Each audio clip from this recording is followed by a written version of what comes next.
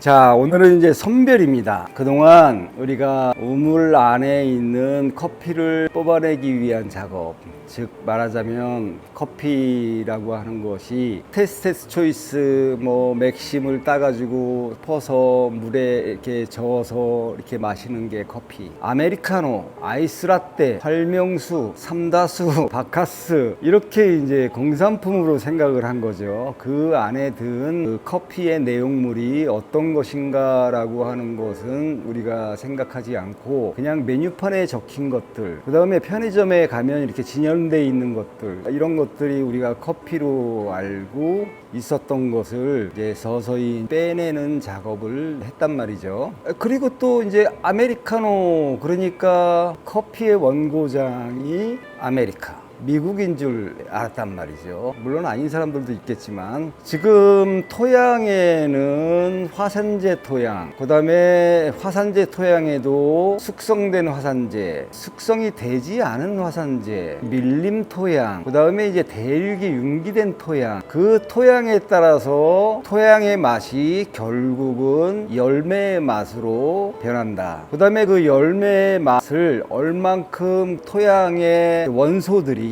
충분히 햇빛과 융화해서 그래 맛에 이런 것들을 열매에 충분히 맺히게 긴 시간 동안 하는 그늘 재배법, 고산, 일교차가 심한 곳이기 때문에 밀도가 좋은 커피, 이런 것들에 대해서 이제 우리가 알아왔어요. 수확 방법에 따라서 핸드피킹이냐 훑어따기냐 기계따기냐 이제 이해하면서 커피의 맛에 집중도, 이런 것들도 우리가 배워왔고, 수확을 하고 나서 가공을 할 때 현지의 기후 여건이나 상황에 따라서 결점도가 생기지 않게 하는 가공법 등에 대해서 우리가 배워왔어요. 여러분들은 커피에 대한 이해를 그래도 이제 비기너 시간이지만 한 발짝 들여놓은 거예요. 자, 우리가 어떤 경로가 됐든 커피가, 내가 주문한 커피가 한 뭉탱이 앞에 있어요. 이제 요리사가 요리하기 전에 이제 이거를 이제 따듬는 작업을 이제 해야 되는 거예요. 살펴볼 건 메인 크랍인지 서브 크랍인지. 메인 크랍, 서브 크랍은 우리가 산지에서 직접 구입을 하는 것이 아닌 다음에는 국내에서 이렇게 살 때는 그거를 구분하기가 매우 힘들어요. 메인 크랍, 서브 크랍을 구분하는 것은 그 다음 사이클에 들어갈 때 제가 설명을 할 것이고, 중요한 거는 이제 뉴 크랍, 당해 연도에 생산된 거예요. 생산된 당해 연도에 뉴 크랍은 마크가 찍혀 있어요. 지금이 2023년이니까 2022년부터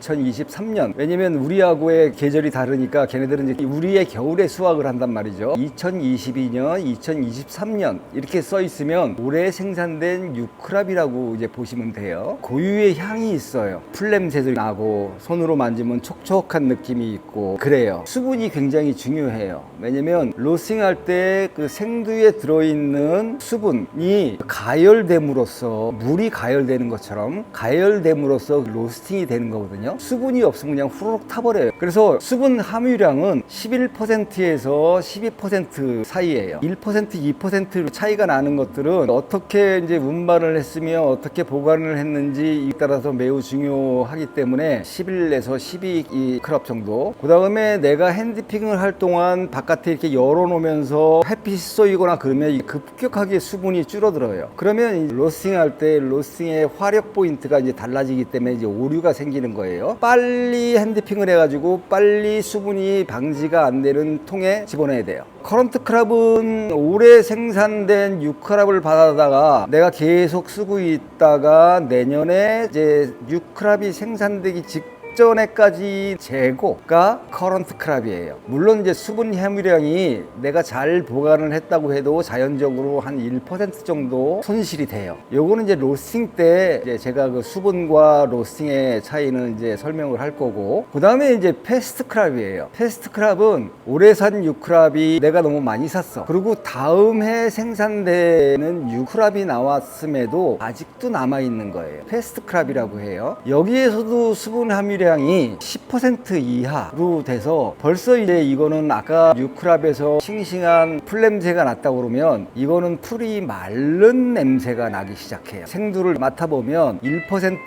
2%의 차이지만 손으로 만져보면 약간의 푸석푸석한 느낌이 나고 냄새가 살짝 들려져요. 그 다음에 올드크랍이에요. 뉴크랍이 생산되고 나서 2년 이상이 된 거고, 이거는 수분의 함유량이 9% 이하로 들어가고 생두의 냄새를 맡아보면 매캐한 냄새가 나요. 아주 기분 나쁜 매캐한 그런 냄새, 고추 씨에서 나는 냄새 같은 그런 것들이 나죠. 뉴크랍에 비해서 벌써 한 3, 4% 정도의 수분이 날아가 버렸어요. 이런 것들은 우리가 금방 구분해낼 수 있기 때문에 제가 이 비기너 사이클이라도 이제 언급을 하는 거예요. 생산된 그 원두가 20년 이상을 숙성을 시켜서 로스팅을 하는 아주 독특한 사람이 있어요. 그거는 이제 일본의 얘기예요. 500년 동안 커피를 연구한 사람들이 각각의 근성이라고 할까요? 좋은 커피를 만들어내기 위해서 이것저것 연구한 중에 이제 하나인데, 이거를 이제 우리나라 사람들이 일본에서는 그렇다라고 하면서 올드크랍을 팔아먹는 사람이 있는데, 우리나라 사람,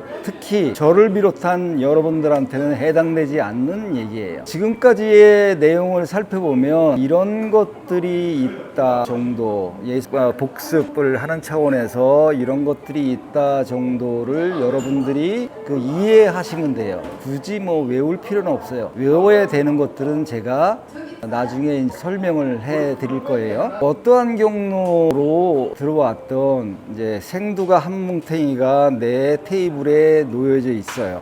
이제 지금의 상황은 그 요리사가 요리를 하기 전에 재료를 이제 따듬는 과정이에요. 그러면 재료를 어떻게 따듬어야 되는 것들은 우리가 한번 살펴볼 필요가 있죠. 이제 SCA의 디펙트빈의 규정에 이제 규정이 돼 있는데, 이런 것들은 아마 대형 로스터리의 기종을 맞춰서 그 결점두의 허용의 개수를 인정하는 경우가 있어요. 그러나 여러분들이 스타벅스가 아니잖아요. 수억 달러를 마케팅 비용으로 쓸 수가 없잖아요. 나는 내가 먹는 봄 로스터리, 그 다음에 마이크로 로스터리이기 때문에 살펴보기는 하지만 허용 오차를 먼저 염두에 두는 것은 매우 위험하고 경쟁력 있는 커피가 될 수 없는 첫 단추예요. 결점두에 대해서 우리가 한번 알아볼게요. 결점두는 크게 세 가지로 나눠요. 첫 번째, 몸에 굉장히 안 좋은 독성 물질로 변한 것들. 화학적으로 이거는 이미 곡물이 아닌 거예요. 그러니까 독성 물질, 포이즌으로 바뀐 거가 있고, 그 다음에 두 번째는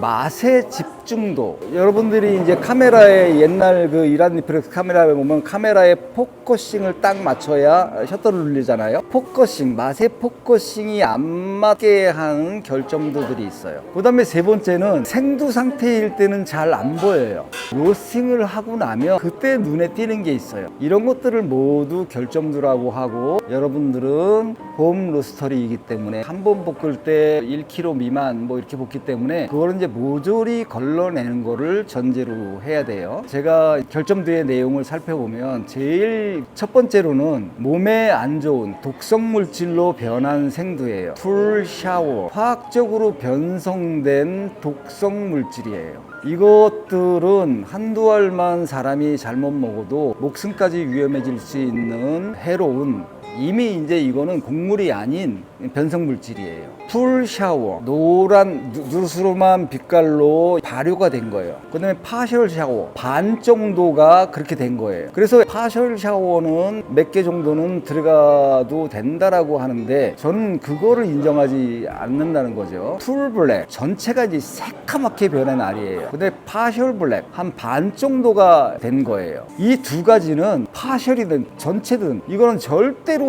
사람이 먹으면 안 되는 거예요. 그 다음에 이제 핑커스 데미지, 그 다음에 핑커스 체리팟, 인서트 데미지. 특히 여기서 중요할 것은 핑커스 체리팟이에요. 체리팟, 체리 그 껍데기가 누르스름하게 전체가 변색이 된 거예요. 저는 이거에 아주 치명적임을 잘못 주문을 했는지 그쪽에서 착각을 해서 보냈는지 그걸 보냈어요. 그래서 이 사람이 이렇게 보낼 리가 없는데 모조리 반품을 시킨 적이 있어요. 건기에 이제 비가 와서 비에 노출이 되면 비에 있는 미생물들하고 만나서 껍데기가 약간 갈색으로 전체가 둘러싸여 있는 커피가 뚜껑을 따고 열어볼 때부터 커피의 향이 아닌 묘한 향이 나는 거예요. 그리고 이제 한번 볶아봤죠. 와, 이거는 무슨 맛이냐면 크레오졸, 요오드 뭐 이런 것들이 나는 거예요. 산지에 전화를 했죠. 이게 잘못 온 것 같다, 핑거스가 온 것 같다, 사진을 찍어서 보내달라고 해서 찍어 보냈더니 바로 그거를 폐기하라는 거예요. 다시 보내준다고. 그래서 폐기하고 다시 받았어요. 그 다음에 이제 인서트 데미지, 벌레가 있어요. 사진에 이제 나올 텐데 벌레가 먹어서 그 안에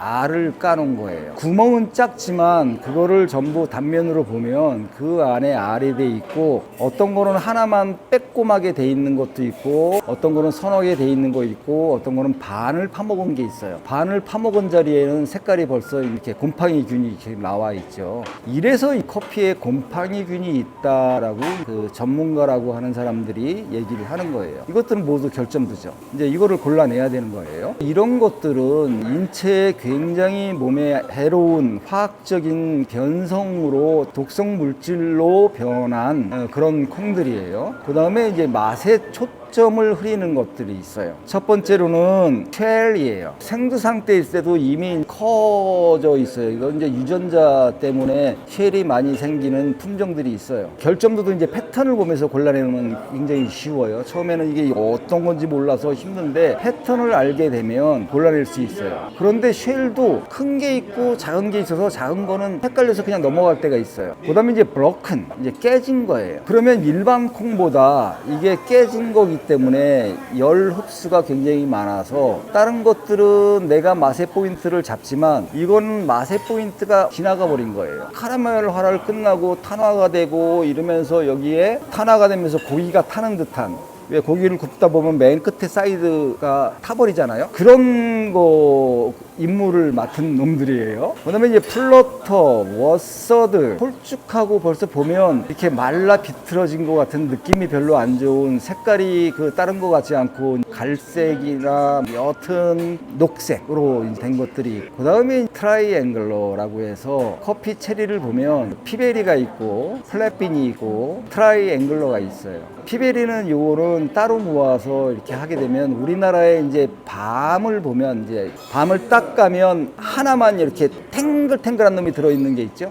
그게 이제 피베리라고 보면 돼요. 피베리만 골라가지고 비싼 값에 이제 파는 데가 주로 이제 케냐 같은데, 케냐 피베리면서 이제 파는 게 있고, 뭐 다른 나라도 이제 피베리를 이제 골라서 파는 나라가 있지만 주로 이제 케냐 정도 되는 데에서 피베리가 많이 생기죠. 그 다음에 보통의 빈이 이제 플랫빈이에요. 앞을 보고 있는 거죠. 요거가 파치먼트 쌓여 있는 거를 탈각을 하면 이게 이제 두 개가 되는 거고, 가운데 센터컷이 이렇게 있는 거예요. 그 다음에 트라이앵글러, 이제 말 그대로 이게 세 개가 이렇게 있는 거예요. 근데 세 개가 균일하게 다 똑같은 크기가 아니고 그 중에서 홀쭉한 놈이 하나 있어요. 트라이앵글러를 과하게 이거를 골라서 다 골라내기는 좀 무리가 있고, 거기서 홀쭉한 놈들, 그 다음에 두 번째 홀쭉한 놈들까지도 결점들하고 보고, 거기서 큰 놈은 그래도 내비둬도 뭐 큰 문제는 없어요. 그 다음에 이제 로스팅 후에 나타나는 결점도가 있죠. 아까 말한 것처럼 생두 상태는 잘 안 보여요. 그러나 이제 아까 언라이프빈 이런 것들, 이제 우리말로 말하면 이제 미숙두예요. 잘 익지 않은 콩을 이제 딴 거죠. 너무 잘 익은 거가 바닥에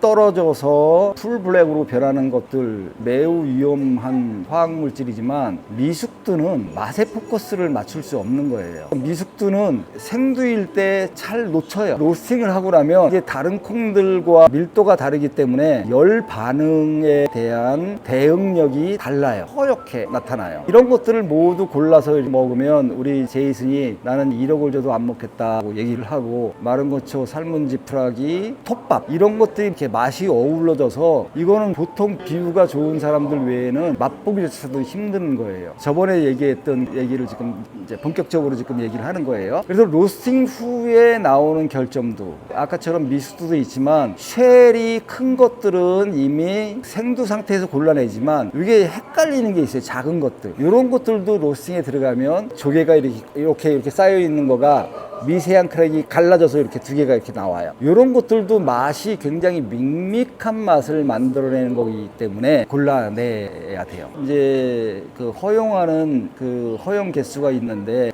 에스프레소 완샷을 내리는데 결점도에 대해서는 SCA에서 그 허용 오차가 이제 인정을 하는 게 있어요. 이렇게 이제 반쯤 풀 블랙이 아니고 이제 반만 블랙이 된 거 뭐 이런 것들을 허용을 하는데 이게 이제 원두가 에스프레소 완샷을 내리는데 약 12.5g 개수로는 한 90알 정도 종류에 따라 틀리지만 약 90알 정도가 들어가는데 거기에 두세 알이 만약에 파셜 블랙이 들어갔다고 하면 또 조개두가 들어갔다고 하면 미숙두가 들어갔다고 하면 그거 먹는 사람은 무슨 죄예요? 그러니까 여러분들이 내가 먹을 거다 내가 홈로스터리다 라고 생각을 하고 그런 것들을 전부 골라내야 된다라고 저는 생각을 합니다. 그동안 우리가 이제 많이 얘기를 했잖아요. 먹는 거 갖고 장난치지 말자. 먹는 거 가지고 안심하고 먹을 수 있는 집들이 저는 이제 필요하다고 생각을 해요. 이 사람이 만든 거는 다른 건 몰라도 이 사람의 근성 때문에 예를 들어서 제가 좋아하는 횟집에 자연산 회만 파는 데가 있어요. 근데 가끔 가다가 이제 가면 문을 닫아요. 전화하죠. 왜 문 닫았어? 자연산이 요즘 안 잡혀서 문 닫았어. 나는 이런 근성을 갖고 있는 사람 좋아해요.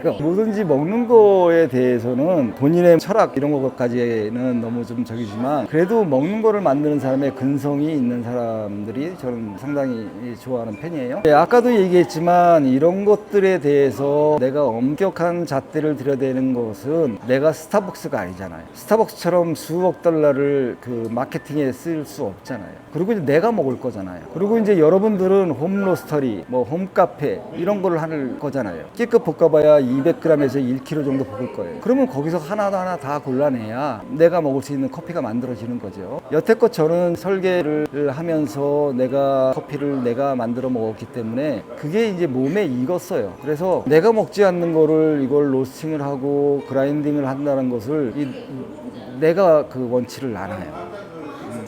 저는 여러분들도 그러기를 바라요. 이제 여러분들의 경쟁력과 여러분들의 커피를 위해서 이거는 한 번쯤 생각을 해봐야 돼요. 그 SCA에서 허용하는 것을 내가 허용을 하겠느냐. 그 사람들은 하루에 수십 톤을 볶기 때문에 그때는 뭐 수백 톤을 볶기 때문에 그런 것들을 전부 골라낼 수 있는 시스템이 안 돼 있기 때문에 그거를 어쩔 수 없이 허용 오차를 만들어낸 것이지 그런 마케팅도 없는 곳에서 그런 허용 오차가 있다라고 이렇게 기대 버리는 것은 그거는 아니잖아요. 이번 결점도를 끝으로 선별을 끝으로 다음에는 이제 선별이 다 된 콩을 이제 로스팅을 할 거예요. 다음 시간 로스팅에서 여러분들하고 다시 또 봐요. 안녕.